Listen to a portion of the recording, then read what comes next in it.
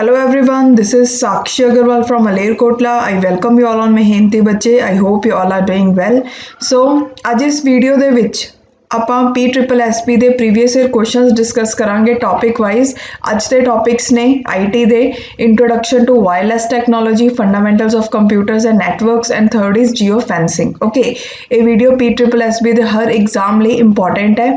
ਸੋ ਤੁਸੀਂ ਫੋਲੋ ਕਰ ਸਕਦੇ ਹੋ ਮਿਹਨਤੀ ਬੱਚੇ ਨੂੰ YouTube, ਟੈਲੀਗ੍ਰਾਮ, ਇੰਸਟਾਗ੍ਰਾਮ, ਫੇਸਬੁੱਕ ਦੇ ਉੱਪਰ ਤੇ ਨਾਲ ਹੀ ਪਟਵਾਰੀ ਐਗਜ਼ਾਮ ਦੇ ਲਈ ਟੈਸਟ ਸੀਰੀਜ਼ ਨਾਮ ਲਈ ਤੁਸੀਂ ਸਟ੍ਰੈਟਜੀ ਵਾਲੀ ਵੀਡੀਓ ਵੀ ਦੇਖ ਸਕਦੇ ਹੋ ਤੇ ਇਹਦੇ ਲਈ ਜਿਹੜੇ IT ਦੇ ਨੋਟਸ ਉਹ ਵੀ ਲਾਂਚ ਹੋ ਚੁੱਕੇ ਹਨ, ਸੋ ਤੁਸੀਂ ਉਹਦੀ ਵੀ ਇਨਫੋਰਮੇਸ਼ਨ ਲੈ ਸਕਦੇ ਹੋ WhatsApp ਜਾਂ ਈਮੇਲ ਕਰਕੇ।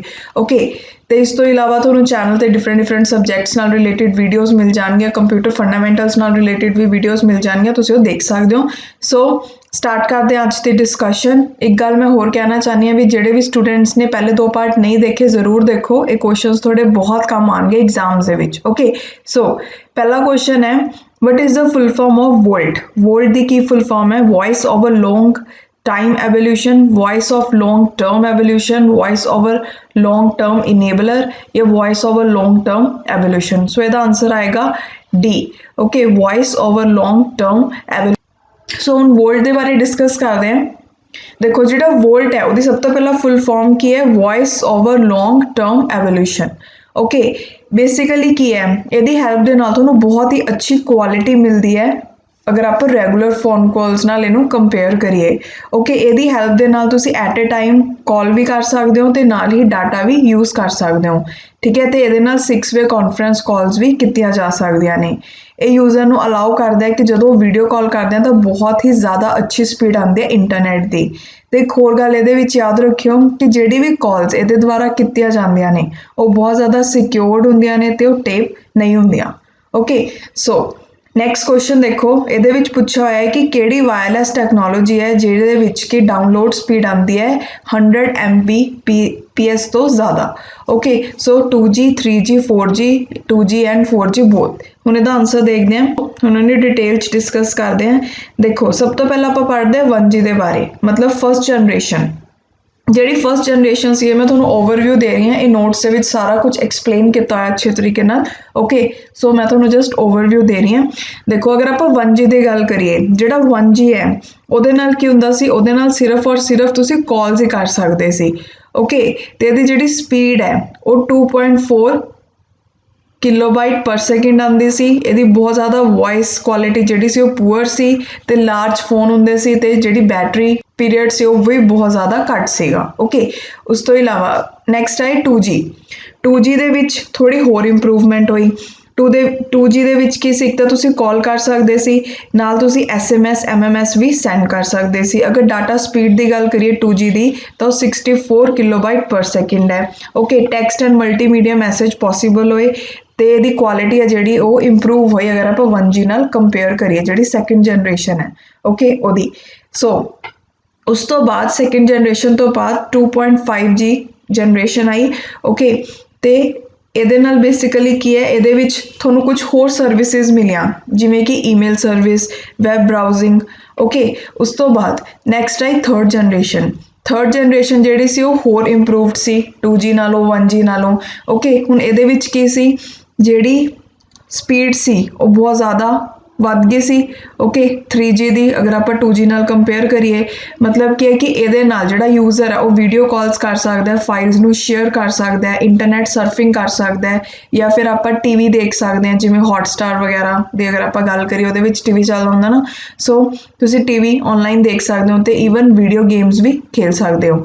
ਓਕੇ, ਅਗਰ ਆਪਾਂ ਇਹਦੀ ਡਾਟਾ ਸਪੀਡ ਦੀ ਗੱਲ ਕਰੀਏ ਤਾਂ 144 ਕਿਲੋਬਾਈਟ ਪਰ ਸੈਕਿੰਡ ਤੋਂ ਲੈ ਕੇ 2 ਮੈਗਾਬਾਈਟ ਪਰ ਸੈਕਿੰਡ। ਓਕੇ, ਤੇ ਜਿਹੜੀ ਇਹਦੀ ਸਪੀਡ ਸੀ ਵੈਬ ਬਰਾਊਜ਼ਿੰਗ ਦੀ ਉਹ ਵੀ ਬਹੁਤ ਜ਼ਿਆਦਾ ਅੱਛੀ ਸੀ। ਫਾਸਟ ਤੇ ਈਜ਼ੀ ਟ੍ਰਾਂਸਫਰ ਹੁੰਦਾ ਹੈ ਆਡੀਓ ਤੇ ਵੀਡੀਓ ਫਾਈਲਸ ਇਹਦੇ ਨਾਲ, ਤੇ 3D ਗੇਮਿੰਗ ਵੀ ਪੋਸੀਬਲ ਹੋਈ 3G ਨਾਲ। ਓਕੇ, ਉਹ ਤੋਂ ਬਾਅਦ ਇੱਕ ਹੋਰ ਇੰਪਰੂਵਡ ਵਰਜ਼ਨ ਆਇਆ 3G ਤੋਂ ਵੀ, 4th ਜਨਰੇਸ਼ਨ ਦਾ। ਜਿਹੜੀ 4th ਜਨਰੇਸ਼ਨ ਸੀ ਉਹ 5 ਟਾਈਮਸ ਫਾਸਟਰ ਸੀ 3G ਦੇ ਨਾਲੋਂ। ਓਕੇ, ਮਤਲਬ ਜਿਹੜੀ ਇਹਦੀ ਸਪੀਡ ਹੈ ਉਹ ਕਿੰਨੀ ਹੈ, 100 ਮੈਗਾਬਾਈਟ ਪਰ ਸੈਕਿੰਡ। ਓਕੇ, ਹੁਣ 4G ਦੇ ਨਾਲ ਜਿਹੜਾ ਪਰਟੀਕੂਲਰ ਯੂਜ਼ਰ ਹੈ ਉਹ ਕੀ ਹੈ, ਇੱਕ ਤਾਂ ਇੰਟਰਨੈਟ ਸਰਫਿੰਗ ਕਰ ਸਕਦਾ ਬਹੁਤ ਹੀ ਜ਼ਿਆਦਾ ਹਾਈ ਸਪੀਡ ਤੇ। उस तो इलावा higher voice quality, easy access to instant messaging services and social media, then quality streaming and make faster downloading, मतलब डाउनलोडिंग बहुत ज़्यादा फास्ट होगी 4G आने दे नाल। ओके, अगर आप स्पीड की गल करिए तो 100 मेगाबाइट्स पर सैकेंड तो लैके 1 गीगाबाइट पर सैकेंड दी स्पीड आऊगी। ओके, 4G दे विच। सो नैक्सट हम आप गल करते हैं 5th जनरेशन की। जी 5th जनरेशन है वो हुण जल्दी ही थोनों मार्केट्स देखने को मिलू, किते किते चीज़ स्टार्ट भी हो चुकी है। ओके, सो ये कहा जा रहा है कि 5th जनरेशन के आने दे नाल बहुत ज़्यादा कुछ चेंज होने वाला है कि जिमें आप मोबाइल फोन नू इस वक्त यूज़ कर रहे हैं। ओके, सो मतलब क्या है कि बहुत ज़्यादा इंप्रूवड वर्जन होगा पिछलियां जनरेशनस तो। ओके, बहुत ज़्यादा स्पीड के नाल इंटरनेट आप इहदे नाल यूज़ कर पावांगे। सो अगर आप इहदी स्पीड की गल करिए तो कितनी है, 1 गीगाबाइट पर सैकेंड तो भी ज़्यादा। ओके, सो एक क्वेश्चन का आंसर देखते हैं कि केड़ी ऐसी वायरलैस टैक्नोलॉजी है जिहदे विच डाउनलोडिंग स्पीड 100 मेगाबाइट पर सैकेंड तो ज़्यादा आती है। सो केड़ी है, सी, दैट इज़ 4th जनरेशन। और तो बाद नैक्सट देखो, सो इन्हें पूछा केड़ा फीचर नहीं है ब्लूटूथ का, कि जो ब्लूटूथ उन्होंने यूज़ किया जाता है शॉर्ट डिस्टेंस डाटा एक्सचेंज लिए बिटवीन डिवाइसिस। सैकेंड क्या कि ब्लूटूथ है जोड़ा वो रेडियो वेव्स में यूज़ करता है। थर्ड है ब्लूटूथ जो है वो वैन टाइप ऑफ नेटवर्क है, या all are features of Bluetooth, ये ऑप्शन है। सो इसका आंसर की आएगा, सी। उन्हें पूछा है केड़ा इहदे विचों फीचर नहीं है, सी जोड़ा वो फीचर नहीं है।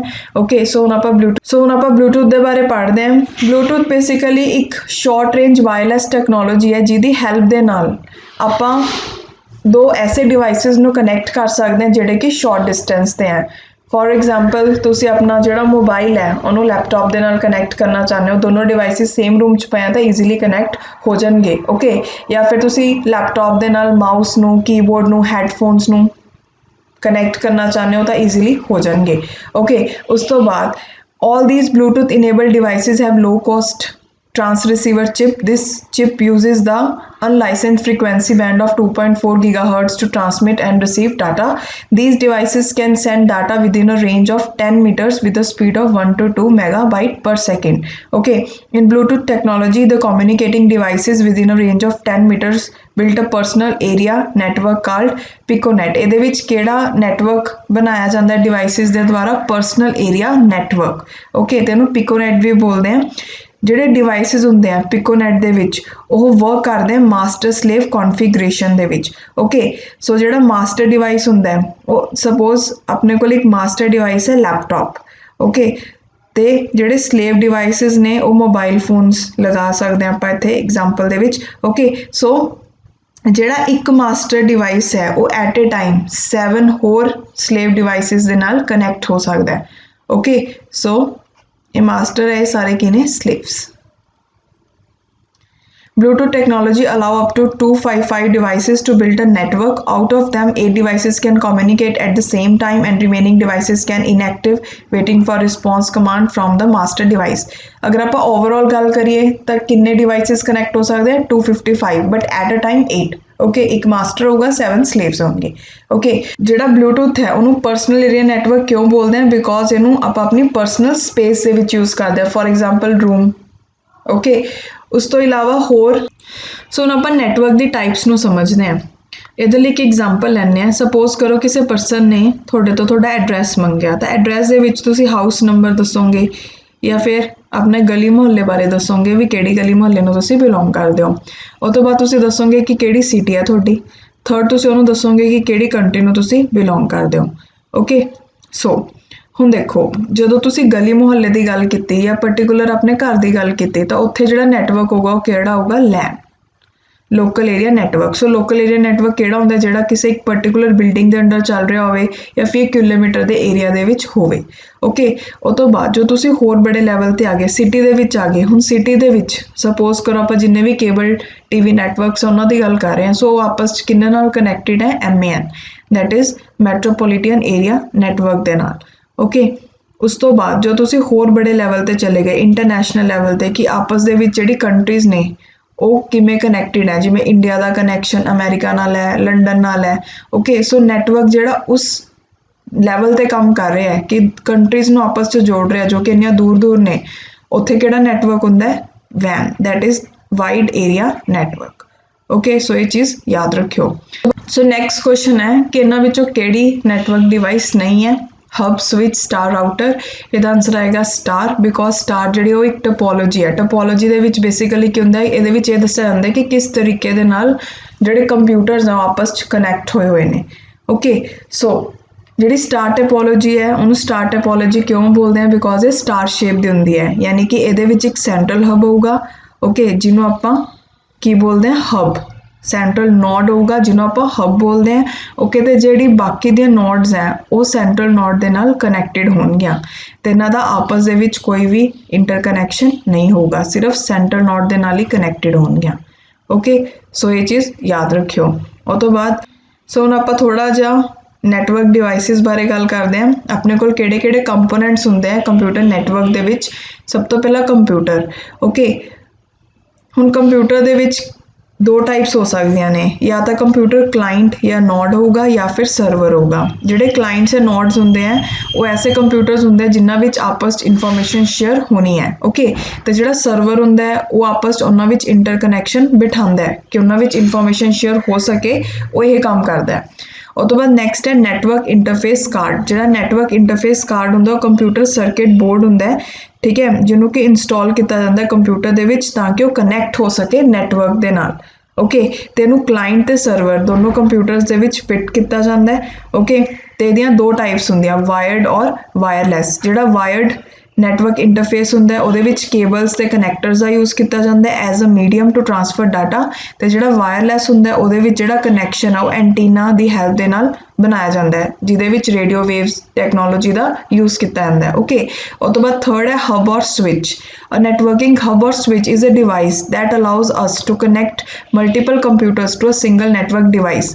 हब ते स्विच का काम की हुंदा है, ये आपां नूं अलाउ करदा है कि आपां मल्टीपल कंप्यूटर्स नूं किसी सिंगल नेटवर्क डिवाइस दे नाल कनैक्ट कर सकीए। ओके सो ये बेसिकली की करदा है, जिहड़े पैकेट्स हैं उन्होंने डुप्लीकेट करके भेजदा है ताकि वो सारिਆਂ तक पहुंच सकन। ओके और तो बाद नैक्सट है राउटर। जिहड़े राउटर हैं वो कनैक्ट करते हैं कंप्यूटर नूं अदर डिवाइसिस नाल जिहड़े कि इंटरनैट दे नाल कनैक्ट होईयां होईयां ने। ओके राउटर डिस्पैचर की तरह भी एक्ट करता है, बिकॉज ये चूज़ करता है कि इन्फॉर्मेशन के लिए सब तो बेस्ट वे किहड़ा है, वो बेस्ट वे नूं चूज़ करके उही रूट तो इन्फॉर्मेशन वे ट्रांसफर करता है। Okay so it connects your business to the world, protects information from security threats and can even decide which computer gets priority over others। ते information दी security ਲਈ भी help करता है। ओके और तो बाद next अपने को गेटवे। जिहड़ा गेटवे वो इंटरकनैक्टिंग डिवाइस है जिहड़ा ज्वाइन करता है टू डिफरेंट नैटवर्क प्रोटोकॉल्स नूं। ओके ते नूं प्रोटोकॉल कन्वर्टर्स भी बोलते हैं। It accept packet formatted for one protocol and converts a formatted packet into another protocol। A gateway is a node in a network that serves as proxy server and a firewall system। ते यह भी unauthorized access तो बचांदा है। Okay then next है modem. जिहड़ा modem हुंदा उहदा काम की हुंदा है डिजिटल सिग्नल नूं एनालॉग दे विच कन्वर्ट करना, ठीक है, ते एनालॉग नूं डिजिटल दे विच कन्वर्ट करना। ओके उस तो बाद सो हुण आपां नैक्सट क्वेश्चन डिस्कस करते हैं, इन्हां विचों किहड़ी चीज़ जियो फैंस दे बारे ट्रू नहीं है। सो हुण जियो फैंसिंग नूं आपां पढ़ते हैं। देखो सपोज करो तुसी चाहते हो कि ये थोड़ी शॉप है तो थोड़ी शॉप तो 1 किलोमीटर के एरिया दे विच अगर कोई भी परसन आंदा है तो या फिर जांदा है, ठीक है, तो उहदे बारे तुहानूं पता लगता रहे। सो वो किवें पता लगूगा, जियो फैंसिंग की हैल्प दे नाल। ओके सो इस केस दे विच कोई अपने को एवें पर्टिकुलर बाउंड्री नहीं हैगी जिहड़ी कि आपां ने तारां लगा के लगाती कि ये मेरी बाउंड्री 1 किलोमीटर की तो इत्थे मैनूं पता लगता रहूगा भी कौन आ रहा है कौन जा रहा है। इहदे विच बेसिकली की हो रहा है, एक वर्चुअल बाउंड्री क्रिएट हुई है तो वो वर्चुअल बाउंड्री जो भी कोई परसन एंटर करूगा या उन्होंने एग्जिट करूगा तो वह मैसेज है जोड़ा वो थोनों आ जाऊगा, ठीक है। एक किहदी हैल्प नाल हो रहा है, RFID, वाईफाई, GPS। क्वेश्चन करते हैं ਇਹਦੇ ਵਿੱਚ ਪੁੱਛਿਆ है कि जियो फैंस के बारे ਕਿਹੜੀ चीज़ ट्रू नहीं है। जियो फैंस एक वर्चुअल पैरीमीटर है अराउंड अ फिजिकल लोकेशन, बिल्कुल है। ओके सो फर्स्ट करैक्ट है। सो सैकेंड की है कि अगर लोकेशन बेस्ड सर्विस देनी है ਉਹਦੇ ਵਿੱਚ जियो फैंसिंग ਨੂੰ यूज़ किया जाता है, ये भी गल बिल्कुल ठीक है। ओके थर्ड की है जियो फैंस है जो वर्चुअल रेडियस है अराउंड फिजिकल लोकेशन, नो ये रेडियस नहीं है। ओके सो इसका आंसर क्या आएगा, सी। तो डी की है कि जियो फैंस ऐप है जोड़ा उन्होंने लोकेशन परमिशन चाहिए है मोबाइल दे विच चाहिए है। ओके सो ਇਹਦਾ ਆਨਸਰ ਆਏਗਾ C। So that's all for today. I hope ਤੁਹਾਨੂੰ ਸਾਰਾ ਸਮਝ ਆ ਗਿਆ ਹੋਊਗਾ ਜੋ ਵੀ ਆਪਾਂ ਡਿਸਕਸ ਕੀਤਾ ਹੈ। ਮਿਲਦੇ ਹਾਂ ਨੈਕਸਟ ਲੈਕਚਰ ਦੇ ਵਿੱਚ। ਅੱਜ ਲਈ ਇੰਨਾ ਹੀ। Thank you.